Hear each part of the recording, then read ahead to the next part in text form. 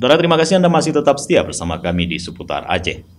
Pemirsa, penjabat Bupati Aceh Besar Muhammad Iswanto diwakili Asisten 1 Sekdakap Aceh Besar Farhan AP bersama penjabat instansi terkait secara simbolis menyerahkan sertifikat 21 persil tanah wakaf di Ola Baharudin Lopa, Kantor Kejaksaan Negeri Aceh Besar di Kota Canto pada 10 Juli 2024.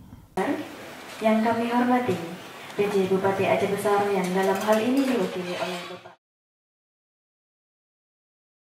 Dalam kesempatan tersebut, PLH Kajari Aceh Besar, Dika Savana SHMH, mengungkapkan bahwa untuk tahun ini, Aceh Besar telah menetapkan target untuk menyelesaikan sertifikasi 100 persil tanah wakaf. Dika Savana menyampaikan apresiasi atas kerjasama semua pihak yang telah mendukung proses sertifikasi ini.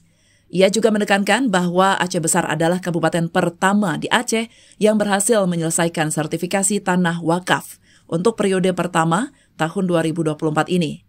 Asisten 1 Sekdakap Aceh Besar Farhan AP menyampaikan pentingnya program sertifikasi tanah wakaf sebagai bagian dari upaya nasional yang harus terus didorong oleh semua pihak terkait. Farhan menambahkan bahwa kesuksesan ini berkat komitmen kuat dari Pemkab Aceh Besar dan semua OPD terkait. Selain itu, Kakan Kemenak Aceh Besar, Haji Saifuddin, turut mengapresiasi pencapaian ini sebagai hasil dari kolaborasi yang solid dari seluruh pemangku kepentingan.